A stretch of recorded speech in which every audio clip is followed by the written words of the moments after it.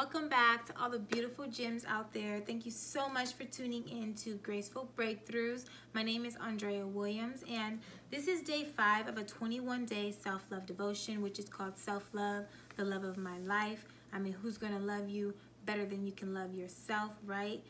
So self-love, the love of my life, that's the movement right now, you guys.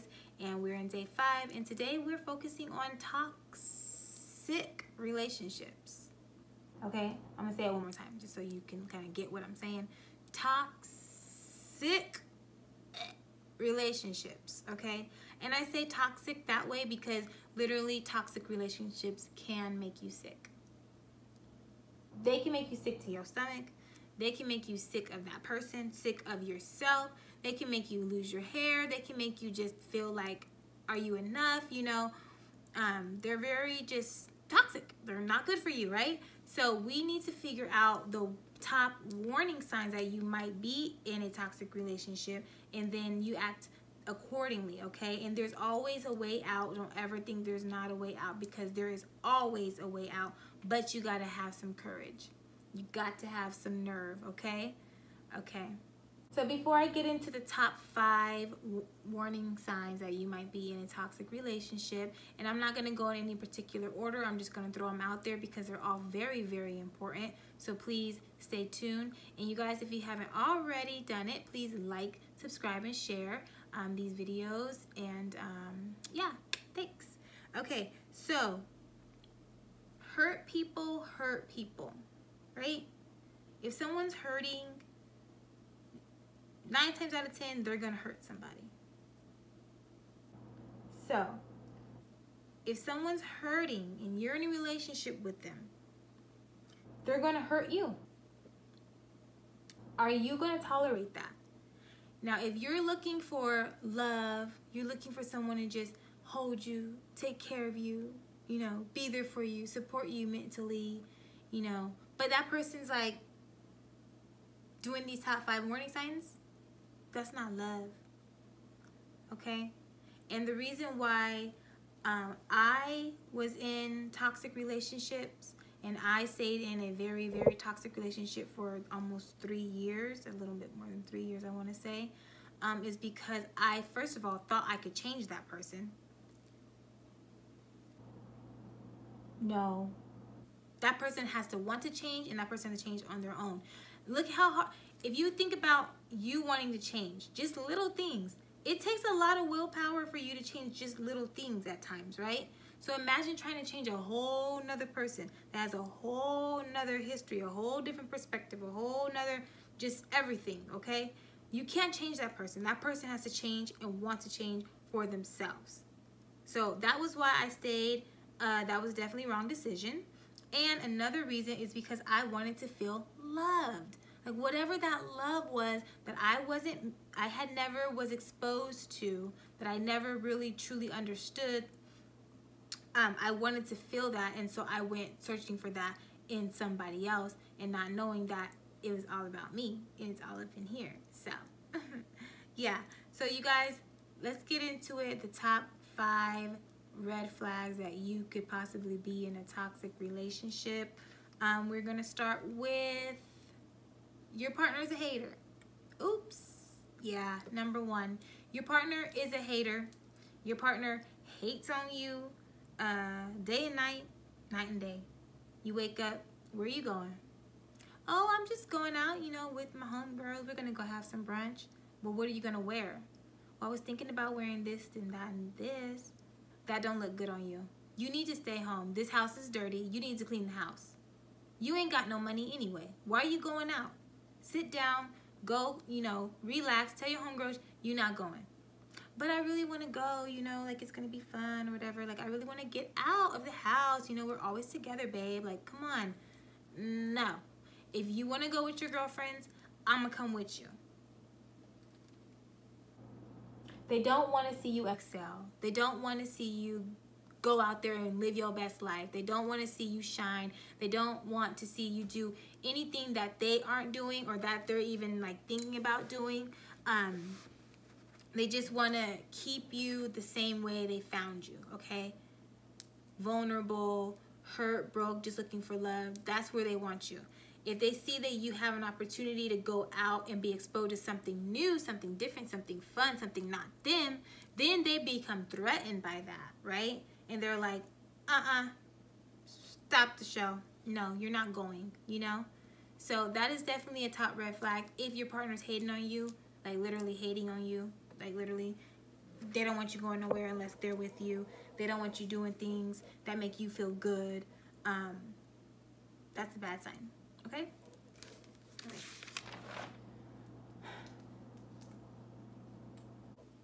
So number two, all right? Number two, you guys. Number two is that this person will literally just talk down to you. They'll talk down to you so much that you start to believe what they're saying is true. Oh, you're never going to be anything. You're never going to amount to anything. You're always going to be working a dead-end job. You're always going to be broke. Your outfits suck, you know. You're never going to have no friends. You never, like, they'll just dog you out, just say horrible things. Look at you. You look disgusting. Like,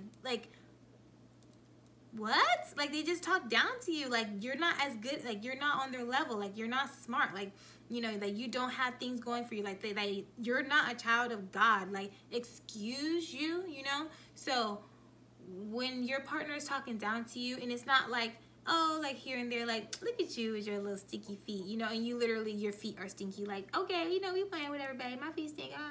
But if she's like, you're just dumb, like, look at you, like, you really think you're something. If I'm dumb, honey, if I'm dumb, sweetheart, why are you with me? Why are you entertaining me? Why are we talking if I'm dumb and I'm never going to be anything, okay? So look out for that. If you think that you might be in a toxic relationship, that's just not the move, okay? That's not the movement. The movement is self-love, and if you don't feel like that's love, especially towards yourself, then that's toxic and you gotta go, okay? Red flag number 3 is that this person is a taker. Oh yeah, they like to take stuff. They don't like to give nothing but attitude and time schedules and things of that nature. But they will take your money. They will take your car. They will take your credit card. They will take your slides. They will take stuff and they won't give you nothing in return. Like, and you're okay with that, right? And I'm saying this because I've experienced things like this. So I'm not just saying this because this is what I think. This is facts, okay? They'll take and they'll take and they'll take, and you'll let them take because you think you're not worthy enough for something better. You think that, oh yeah, I need to give him this, or I need to give her this. She needs that.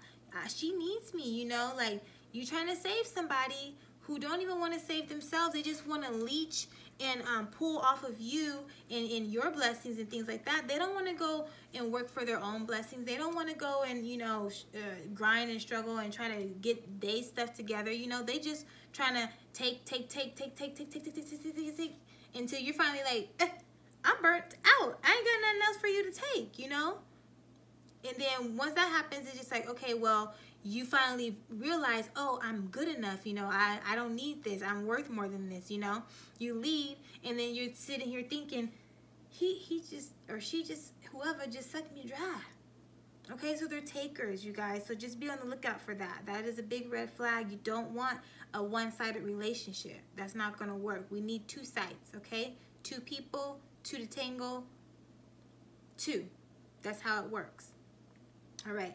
And the fourth red flag is going to be that people who you confide in, people who you love, you know, your family, your friends, you know, your cousin, like whoever it is that you confide in and really like will tell your deepest, darkest secrets to, and tell, you know, about your partner. Like, you know, some people say, oh, don't be speaking about your partner to other people, but I mean, this is life, okay? This is your life. You feel some type of way, you feel like this might not be the right relationship, so you're gonna go ask for some help and talk to somebody about it. And these people, not one, not two, not three, not four, but 5 people that you confide in are all telling you no. It don't get no clearer than that. So yeah, that is a big red flag. And You know, people don't move on and leave until they're ready, and we can tell people until they were blue in the face, no, get away, you gotta go. But it's up to you to make that move, okay? And then the final red flag number 5, which is like just so sad, is abuse. Verbal abuse, physical abuse, emotional distress, abuse, okay? This person doesn't even think twice to grab you up by your arms and throw you against the wall. This person doesn't think twice to slapping you in your face. This person doesn't think twice about telling you you are never going to amount to nothing. You're disgusting. You're nasty. I hate you. You know, calling you out your name, yada, yada, yada. Whoa. Okay. Red flag. Okay. So red flags, they're there for a reason. They're warning signs. Warning, warning, warning. Do not enter. Warning, go the other way. Exit. Emergency exit, okay? Like, that's the type of thing you want to do. So when I wasn't entertaining toxic relationship, deep down, like in my heart, like my intuition, my gut, like everything was telling me, like, Drea, this is not it. This is not what you deserve. This is not the move, Drea. Like, don't settle, don't settle, don't settle. And I would just like brush it off, like, you know, it's cool. I'm cool right now. Like, I'm okay. And I would still put up with the BS, the BS, the BS. And then when I finally said, okay, you know what? I'm done with it. I just want to be happy. I don't want to be arguing literally with somebody every single day. That is draining, like a mofo, okay? I don't want to argue with you every day. I don't want to have a fight. I don't want to, I want love. Like, I want, like, to come home to, like, some goodness, some every day, you know? And if it's not every day, we're going to figure it out. And then at the end of the day, I'm never going to sleep with anger on my heart, especially with somebody who I'm married to, or I'm in a committed relationship with, or, you know, I'm a fiance of, or whatever. Like, that's not how it's going to roll, you know? So once you do realize that and you want better for yourself, you have to come up with a plan to take yourself away from that situation. Don't be afraid of the finances, of what your family's going to say, of what, you know, the kids are going to think, or whatever situation you're in. You know, I'm only speaking what I can speak from my own experiences. But like, if you're staying in a toxic relationship just for your kids, guess what? Your kids are being exposed to every single toxic thing that you put out towards your partner. And they're soaking that in. And they're going to use that in their lives. And then the cycle continues. So you got to break that cycle. If you don't do it for yourself and you have kids, do it for your kids. You know what I mean? But most importantly, you guys, keep moving forward. Have the courage. Have the strength. God is going to meet you. You say, no, I just can't. You know, I have this house and this and that. Hey, it might not be easy. It might not be, you know, butterflies and daisies and, you know, we just chilling and all this stuff. It's going to be rough. You're going to go through some mud. You're going to have to just fight it out and struggle it out. Whatever. Or maybe not. You never know what happens, but you won't know until you make that move. So that's pretty much it. That is it. Okay, this was a very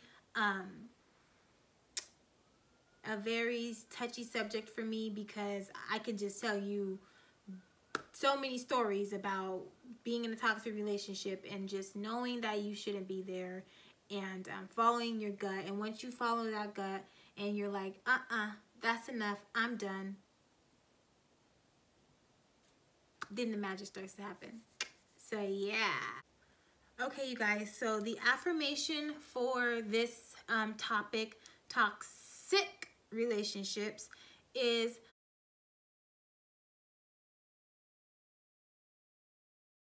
I am no longer going to be in relationships that do not serve my greatest good. I am releasing all toxic relationships.